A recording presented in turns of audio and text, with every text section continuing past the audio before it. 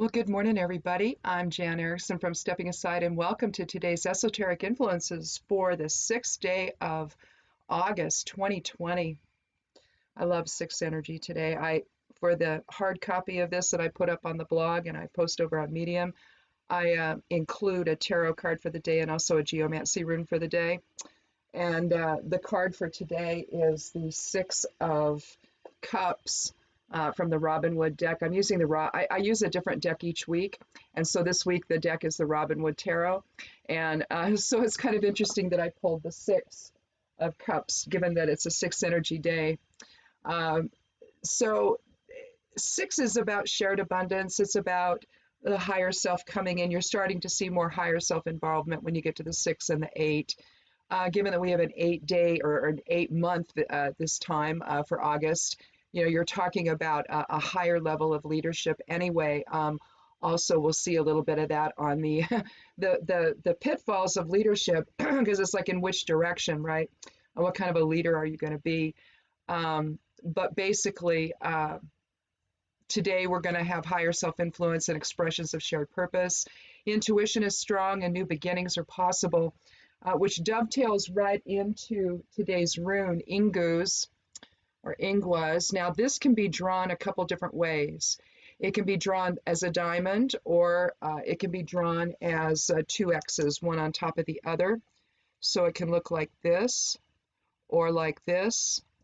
Either expression just depends on the Futhark you're using. I kind of, it just depends on the situation. I'll use one or the other in a bind rune, but typically I use the diamond one. Either way, you're still looking at Kenaz in all directions in terms of the light of spirits. You can see easily the, I mean, whether it's focused inward or outward, you know, and then here with the X one, you basically have this happening twice, going outward. Oh, well, of course, I'm covering it up. But it's still Kenaz, and so it's the light of spirit. And basically what we have with Ingus, it's the seed, it's the earth element rune, it's the sudden release of energy, male fertility, but it represents, as you can see with the dual X's, our DNA structure. It can be used as a garden type of rune. I have it in a garden vine rune I have hanging around. I've got several of them hanging around in my different garden spots and greenhouses for fertility and growth and all of that. But you're talking about potential today, and the genetic inheritance or grounding or inner focus that then either expands outward or inward toward manifestation. Ingus is also the 22nd rune of the Elder Futhark, and so again, you're looking at parallels with and aligns with our year, our 22 year. 22 is one of the master numbers, 11, 22, 33. 11 is awakening and enlightenment. 22 is the cosmic builder. So profound soul-based change and manifestation this year. Probably arising out of all of this, you know, division and strife and fear and panic and trying to figure things out when you have people in power that don't have any clue how to do that or even know what to do. But you're looking, and then of course 33 is Christ consciousness, but you're looking at that sort of experience today where we're manifesting both within and without, and irrespective of how you view Ingus, it's also called Ingwas. But in any event, the interpretation for that today then would be the potential for growth is there today with Ingus, the Elder Futhark's expression of cosmic builder energy. In this 22 year, we're experiencing profound soul level change, and Ingus suggests a sudden change in that regard.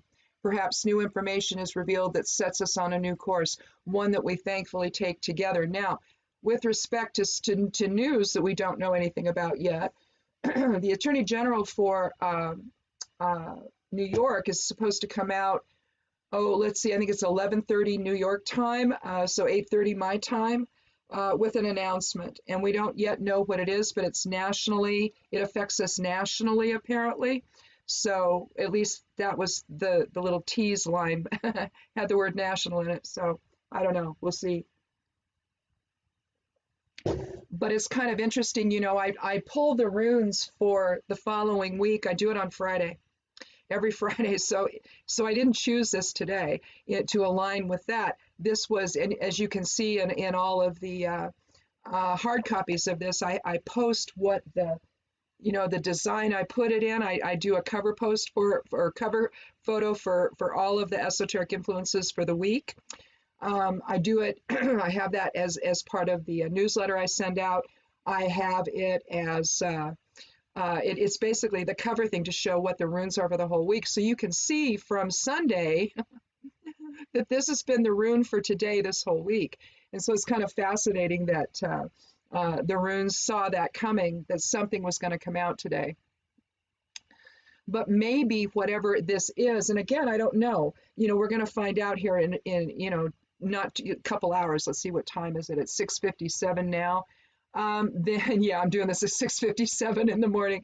So you're talking about an hour and a half here before we find out as of doing this. So will that change our shared understanding? I don't know, maybe. It could be pandemic related, where something comes out today that changes our shared understanding. A lot of we're finding people, the schools that are opening are having to either quarantine a classroom or something else is going to happen maybe today. I don't know. But I have a feeling it has to do with what she's going to say, although it could be something else. We'll see. Just pay attention to those kind of synchronicities today and see what it was that actually the rune was talking about for today. Sometimes we have to see it at the end of the day. It's like, oh, okay, that's what they were talking about. You know, sometimes understanding unfolds. So maybe that's what's happening today. The moon's still in Pisces. Creativity and imagination flow today, along with increased emotions, obviously because of Pisces. However, a semi-square between the moon and Mercury indicates that judgment could also be affected by an overly emotional response. So try to see the bigger picture and make a choice based on compassion, and that's the moon sextile Jupiter in retrograde. I think that Uranus in about a week or so is going to come back into retrograde. I don't think any of the current 7 planetary bodies that are in retrograde are leaving, so we're going to add an 8th here in about a week. The planet of unexpected stuff is going to go into retrograde, so we'll see what happens there. So let me see. Let me get my tissue just in case my allergies act up, which they're doing. I spent some time outside yesterday, so I always pay for that, you know, the next morning. But I need to start taking my nettle tincture, I think, more frequently than what I've been doing. That, you know, nettle tincture, nettle in your tea, it tends to open up your sinuses and get you breathing again. So it's always a great thing, one of the herbs to use. And here's the thing about allergies, just real quickly, you want to start attacking those in the wintertime. You know, in the wintertime, we get kind of toxic because we're not outside, we're not getting a lot of air. We're not, unless we happen to be people that go outside during the winter. We are, so, you know, but still not everybody does. They kind of hang around the house and whatnot.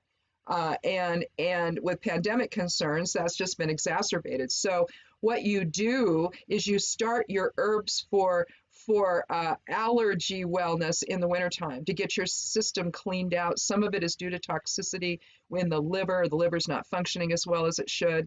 Having to get rid of too much stuff, that we're eating too much crap around the holidays and all of that. Well, that impacts allergies going forward.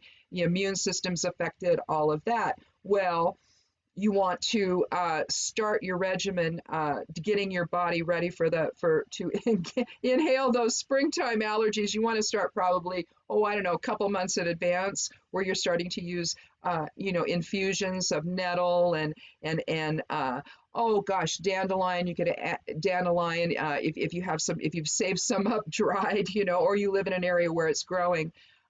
Here it doesn't, and so I have to gather it up. And I generally used a dandelion root that I've gathered in, you know, before, usually in the fall. And I'll usually use those as a basis for the infusion. I'll decoct that. I'll simmer it on the stove for about a half hour to get a good liquid to use to pour then over the dandelion leaf and the nettle leaf. And whatever else I might want to put in there. Sometimes I put a little anise hyssop in there, but not too much though, because it's pretty strong. But basically, you want to flush out your system and get it ready so that you're strong enough to deal with whatever allergens. And you don't just want to start it when it happens. Again, you want to get your body in that condition and get it ready for it for at least a couple of months during the wintertime before spring, So do what you do, but then be flushing it all out as well so that your body's prepared for it. And nettle's just a really good herb to use, whether it's in, capsule form, however you want to do it, it doesn't matter. Just get it in your body. And my husband used to just do that for allergies, and like maybe in half an hour or so after he'd take his nettle root in capsule form, it was powdered, he could feel his sinuses clearing. So I don't know, it works. So anyhow, it's also a good dietary staple if you can stir fry the spring nettles, and it's just got a huge amount of vitamin C in it. So anyway, nettle's just one of those great herbs to use that we don't think about because it's like, ooh, it's nettle, right? Anyway, the human design section of the chart today, this is where leadership, and I want you to really think about this today. When we think about a leader, you're going to have a benevolent one and you're going to have a bad one, right? And it may be everything in between, but it's understanding the totality of the concept of leadership that we're talking about here. So the channel of the Alpha joins today's channels of awareness and openness, describing leadership influenced hopefully by higher self-awareness, which serves the majority, but which majority? Okay, is this in fact, it may not even be higher self-awareness if it's not influencing it in the proper way, unless maybe it's just for the experience of it, to understand both sides of the equation, maybe. But again, which majority? Is this leadership based upon bigotry and the delusion of perceived charm by the said bigot, the leader as bigot? Or is it an intrinsic sense of leadership predicated on magnanimity, faith, and duty? The energy is present to transform both self and society today, but in which direction?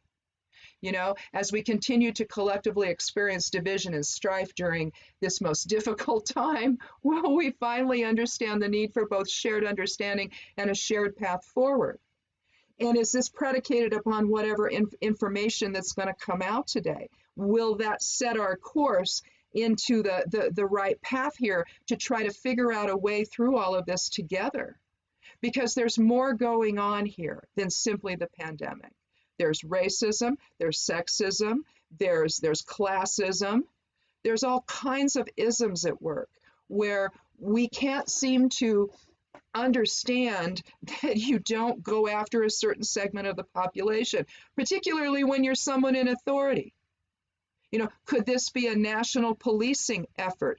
I mean, I kind of doubt it, given that it's started by a state AG, but who knows? What can you maybe take to court that can then affect everybody in the country to set a precedent, perhaps? So you see, there's a lot of things happening right now, a lot of things coming out. We're able to see the interactions just yesterday between the committee, the Senate committee, and Sally Yates. The unmitigated gall of some of these people to even, question the woman, but my gosh, for the guy from Louisiana to say she's dumb as a box of rocks or something. Are you kidding me? This woman was set to be our AG when Comey was gone, I believe, wasn't she? She's not. She's very, oh, good Lord.